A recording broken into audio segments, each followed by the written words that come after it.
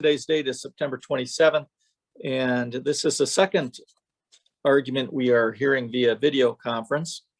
It is Deborah Pavlescak, I hope I'm pronouncing that correctly, versus Ohio Concrete Resurfacing. It's case number 21CA011817. The panel is Judge Hensel, Judge Callahan, and myself. Each of you will have 15 minutes to present your argument. The appellant, Ohio Concrete, Mr. Papa, you will have up to 5 minutes for rebuttal. Let me know as you get started if you want to reserve time. I'll keep track of the time and let you know as you get close to that. As you both know, the arguments are recorded and posted on the court's YouTube channel, so we ask that you keep your voice up. And we have read the briefs and we are prepared to proceed if you are. So let me start by asking counsel, do you want to reserve some time for rebuttal? Yes, Your Honor. I'll reserve 2 minutes for rebuttal. 2 minutes. I'll let you know as you get close to that. Go ahead. You may proceed, sir. If it may please the court. This installation was a two-part installation, with the first part on February 7th of 18 and the second part on February 14th of 18. Next, on February 15th, we came and applied a top coat. At that point in time, Ms. Pavlescak signed a document which specifically stated, "You hereby acknowledge that your installation is complete, you are satisfied with the installation, and the installation as performed complies with the purchase agreement." After the signing of that document, we did not hear anything from Ms. Pavlescak until March 5th of 2018, when she filed a Better Business Bureau complaint alleging that there were tackiness on the floor. After the Better Business Bureau process on April 16th, we went out and inspected the floor, found that there was some mild tackiness, and as such, we performed service work on May 2nd of 18 and again on May 7th of 18. After that service work was performed, we did not hear anything from Ms. Pavlescak until she filed a complaint on July 12th, 2018. At the August 15th hearing, it was learned for the first time that there was this now intermittent tackiness. Basically, it would come and go. As a result, we inspected the floor on August 21st and set service work up for September 24th and October 1st of 18. That service work completely resolved that issue. There was no longer an issue of tackiness. We did not hear anything from Ms. Pavlescak until the November 8th hearing, which she brought to our attention for the first time that there were now issues of micro bubbles or little white spots. These little white spots appeared on less than 5% of the floor, were purely cosmetic or aesthetic purposes, did not affect the integrity of the floor or her use of the floor. Based solely on Ms. Pavlescak's schedule, we could not get out there until December 6th to review the floor. And at Ms. Pavlescak's request, we held off until the spring of 2019 to perform any type of correcting work. On April 19th, we performed correcting work. We were able to remove some of the white spots, but not all of them.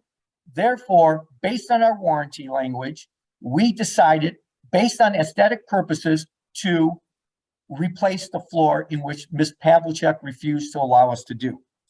I'll address the first assignment of error now.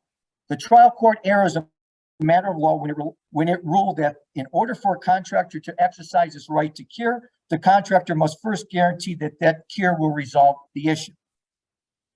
The magistrate specifically held that Ohio, and I'll quote, was entitled to the right of cure under its unconditional warranty, and then proceed to analyze this case under Ohio's right to cure found in that warranty. When it comes to the right to cure, when it comes to interpreting contract documents, right to cure, courts have stated that the failure of one party to grant the other party a further opportunity to cure an alleged defect cannot be used to establish that the party failed to fulfill their warranty obligations. To avoid this rule, Ms. Pavlescak argued in her brief that there were 6 topics found in the warranty, and that's the only topics that are covered under the warranty. Well, let me stop you there because Sure. I think the court found that there was no right to cure in the contract or the estimate. I think that's one of the findings of the magistrate, weren't they? There were two findings, Your Honor. I believe the court found there was no right to cure at all under the common law. And the second finding was that we did have the right to cure, okay? And that would be found at page 3 or 4, in which she wrote, and I quote, Ohio, and now I will quote, was entitled to the right to cure under the unconditional warranty. She did analyze this case under the right to cure via the warranty. And that was the basis of her opinion. Thank you. Once again, Ms. Pavlescak once again tried to argue that these 6 phrases were the only things that are covered under the warranty. That is incorrect. When interpreting contractual language, the court is to examine the language by giving the terms found in the contract their plain and ordinary meaning. The warranty specifically stated, your authentic nature stone flooring shall be free against defect in workmanship under normal use. Ohio will provide the required labor for any necessary repairs, top coat, or at Ohio's discretion, replacement for any reason whatsoever. When the magistrate did the analysis under the right to cure under the warranty, she concluded that she inappropriately concluded and applied a standard of guarantee when she ruled that prior to exercising the right to cure, a contractor has to establish that the proposed cure will fully guarantee that the defects will be fixed. There is no case law in Ohio establishing that standard. What the Supreme Court has stated is that is only when an individual is unable to fulfill his warranty obligations to effectively repair or replace the defects, is the plaintiff entitled to recover for breach. There is no guaranteed standard. By placing this guaranteed standard will cause a chilling effect on the contractor's ability to cure. Moving to the second assignment of error, that the trial court erred as a matter of law when it held there was no common law right to cure the defects. First, it is implicit in contract law that the non-breaching party is required to give the breaching party an opportunity to comply with the contract. As such, Ohio does have a right to cure. Sound public policy dictates that when any contractor makes a mistake, you want to give the contracting party the right to cure that defect. This minimizes losses on both sides and encourages the informal resolution of issues. The holding that there is no right to cure violates this sound public policy and will render any type of mediation or compromise useless. This holding by the magistrate does not promote judicial economy. Rather, it will promote the following of lawsuits if you don't give a contractor or anyone in a contract the right to cure their defect. Moving on to the third assignment of error, the Rule 60B motion and the motion to leave to file supplemental objections. Courts look at 3 elements. The third element, there is no question, was reached. I will now address the first 2 elements, the meritorious defense. There are several meritorious defenses listed in Ohio's brief. I'm going to only touch on 2. First, the magistrate's conclusion that Ohio could not guarantee that the replacement of floor would correct the issue is against the manifest weight of evidence. There was absolutely no testimony by Pavlescak or solicited from Ohio that Ohio could not guarantee that the defects would be cured. The only statement made in reference to a guarantee was made by Ms. Pavlescak in closing arguments. There was no testimony by Ms. Pavlescak, no cross-examination that revealed that Ohio could not guarantee that the replacement of the floor would cure the defect. Finally, Ohio is entitled to relief under Rule 60B1. In determining whether excusable neglect has occurred, a court must take in consideration all the surrounding facts and circumstances. When I read the October 8th, 2021 opinion, if you look at that order, both dates are listed in that order and appear underneath each other in lines 3 and 4 of that order. Lines 3 and 4 of that order line up perfectly. Plus, when I read the order, I read the first two lines, and for whatever reason, my eyes then caught the fourth line and not the third line. Thus, I read the order as saying, is granted up to and including the date of November 23rd, 2021 to file any objections. Taking that in consideration with the following facts and circumstances, Ms. Pavlescak never filed objections by September 7th, 2021. That was the deadline for her to do so. Ms. Pavlescak never filed for an extension of time to file those objections. And this order was written on October 8th, 2021, 30 days after Ms. Pavlescak's objections were due. Under these facts and circumstances, and pursuant to the language of Civil Rule 53D, the thought never entered into my mind that the judge would unilaterally, without a motion, give additional time to Ms. Pavlescak to file objections. Therefore, I never contemplated or anticipated that there would be two dates listed in the order. Now, since this order was granted 44 days after the motion for the supplemental objections were made, I thought the judge was extending my time frame due to the delay that was caused in granting my motion. Again, the trial judge also abuses discretion when he misread my motion and affidavit. When the judge stated that I was blaming the clerk's office, I don't think you could read my affidavit or my motion to say I was blaming the clerk's office on not filing the objections. Rather, I was giving the court all the facts and circumstances as to why I committed excusable neglect.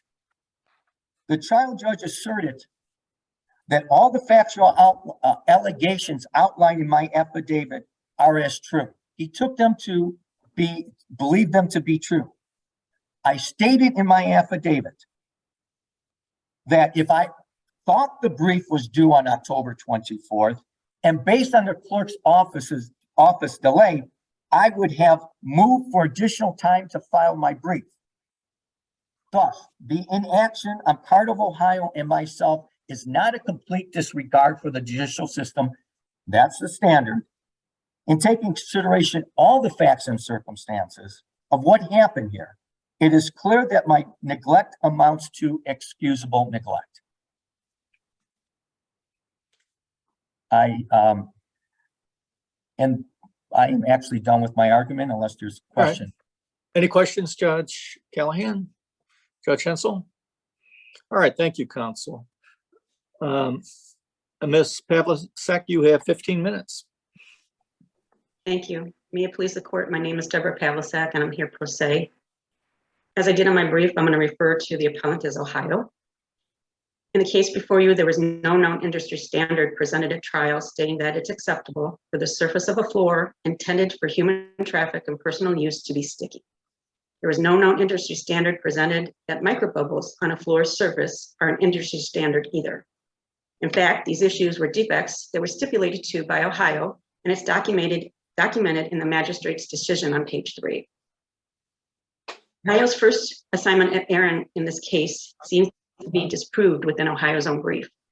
Ohio states on page 11, paragraph 1, that the contractor must guarantee that after a reasonable number of attempts, the defect will be remedied.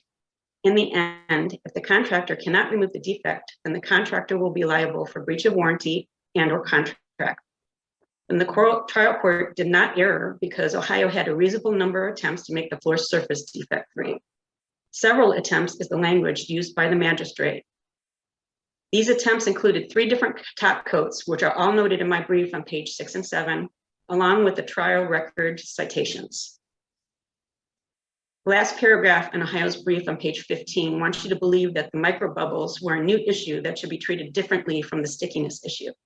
But the microbubbles resulted from the application of the 3rd top coat that Ohio applied to try to correct the stickiness. That top coat was a Sherwin-Williams product, not an Ohio product. At trial, the local flooring expert subpoenaed from Sherwin-Williams testified that he would not have recommended the Sherwin-Williams product Ohio used after the original Ohio top coat and 2 subsequent Ohio top coat products had been applied to both sides of my floor, which had been installed on 2 different dates, yet both had the same stickiness issue. He even testified that in the past, he had instructed Ohio not to use the Sherwin-Williams products to rectify Ohio's issues. All of that is supported in the trial record. The same flooring expert also testified that the microbubbles which appeared after Ohio used the Sherwin-Williams product is typically caused by over-application. That's in the trial transcript, 2019, page 71, line 20 to 21. While Ohio's witness testified that Ohio had no reasons to relay as to why the floor was sticky or why the microbubbles occurred.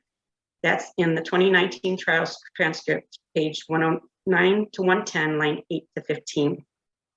Ohio's attempts to remove the microbubbles 3 days after the application of the Sherwin-Williams product was unsuccessful, as was Ohio's second attempt to remove the microbubbles the following spring.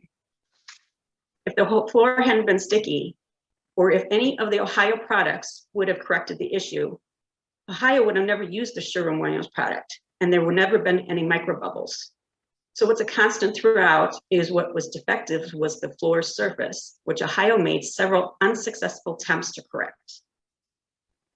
The second assignment of error seems to be connected to the first assignment of error, in which Ohio claims to have the right to cure under common law. But since Ohio had several attempts to fix the defects, under what law they were allowed to make those attempts seems moot. Ohio had several attempts to make the surface of the floor defect-free. I'd also like to point out that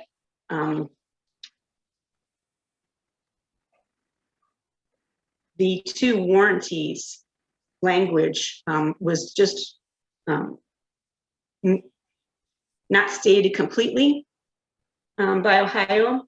If you read the magistrate's decision on page 3 and 4, she did not decide that the decision was based on the warranty. She said there was no evidence presented at trial to show that these defects of the microbubbles and the stickiness were supported by either warranty. The warranty, if you read the full warranty in bold print, it actually states that at Ohio's discretion, replacement would be for any reasons whatsoever due to the following, which were those 6 conditions that were talked about previously, which are in bold and in the biggest fonts of the whole 2 warranties. The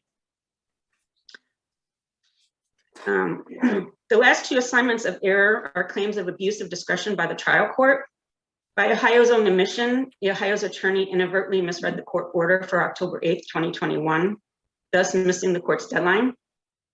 In Miller versus Miller, as noted in my brief, this court has found that a party is not entitled to relief from judgment when its failure was attributable to its own lack of diligence in keeping abreast of the progress of the case.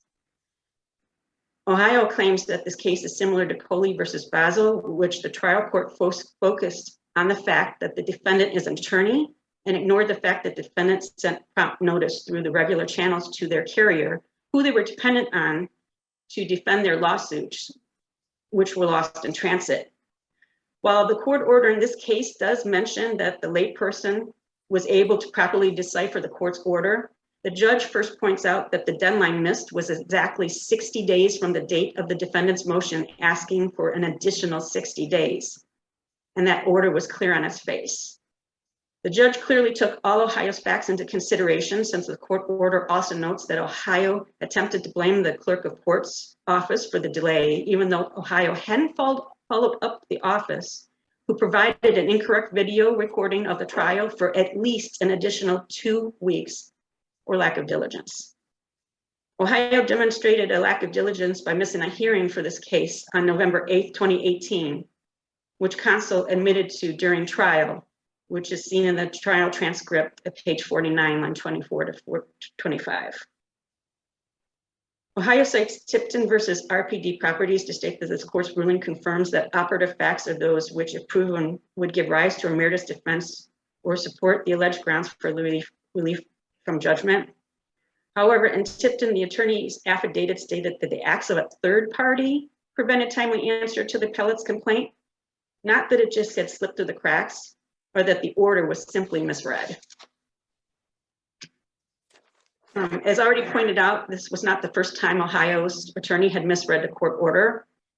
Ohio's brief states that the trial court found that Ohio was under the warranty, had the right to cure, but the magistrate conclusion clearly states at the bottom of page 3, the top of page 4, that there is no evidence presented at trial that the plaintiff's defects fell within either of the warranties.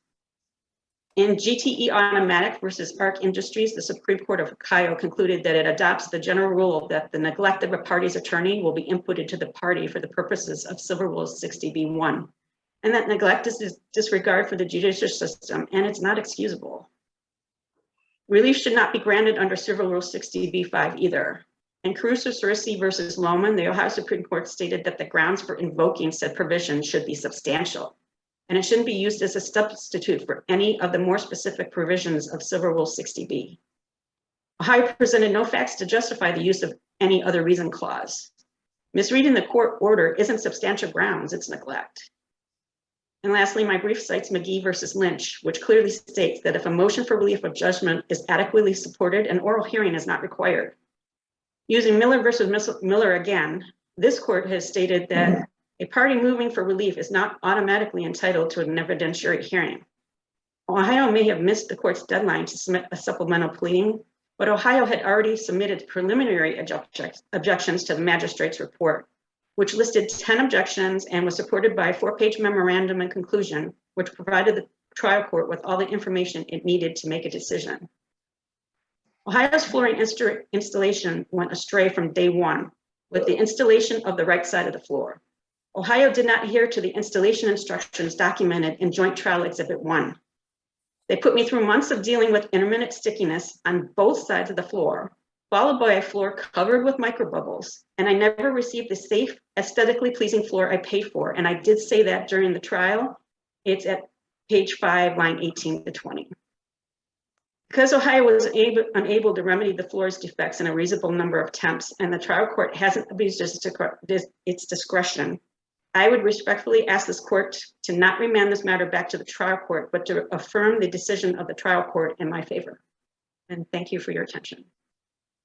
Questions from either of the judges? All right, nor from me. Thank you for your argument. And we'll hear rebuttal for 2 minutes. Yes, Your Honor. First of all, the witness that testified on behalf of Sherwin-Williams was not a chemist. All he was a pure sales representative that had our business, and we declined to move forward with them. We had our chemists review the floor.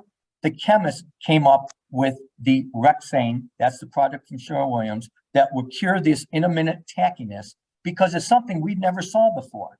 What would happen? It would be tacky 1 second, it wouldn't be tacky. The next day it'd be tacky again. So after review with our chemist that we have on staff, came up with this Rexane. Once again, all of the attempts that were made to cure the tackiness, which were cured. As a result of curing the tackiness, a new issue, which was purely cosmetic, appeared, these microbubbles, in which Ms. Pavlescak was the one that said, let's wait till April of 19 to resolve. When we went out there, we couldn't remove everything. We offered to replace the floor. As far as, and once again, we had no knowledge that the floor was tacky until the filing of the BBB complaint. We resolved that issue, which we thought, we didn't hear anything from Ms. Pavlescak until she filed a complaint, a small claims complaint. One would have thought that if this was an issue dear in heart to Ms. Pavlescak, she would have been on the phone calling us and saying, hey, you didn't resolve that. If she would have done, we would came right out there and figured out what was happening. Once again, the issue of microbubbles. We didn't know about it to the November 8th hearing. I want to correct the record.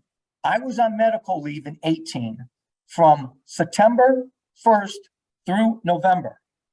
I missed appearing at the hearing but I did appear on phone at that hearing.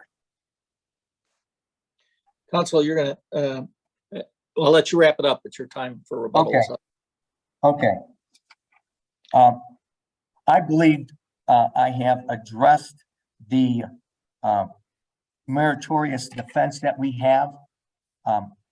In that regard, we believe that Ms. Pavlescak floor was corrected under the warranty. We took her BBB complaint as a warranty claim. As such, we would request this court to reverse and/or remand this case to the trial court for further proceedings. Thank you. And on behalf of Judge Callahan and Judge Hensel, I want to thank both of you for your arguments here today. The court will take this matter also under advisement, issue a decision in due course. The clerk of courts will mail a copy of the decision to each of you on the day it's released, and the opinions are also posted on the Ohio Supreme Court's website. Thank you again for presenting your arguments to us today, and we wish you a good day. Thank you.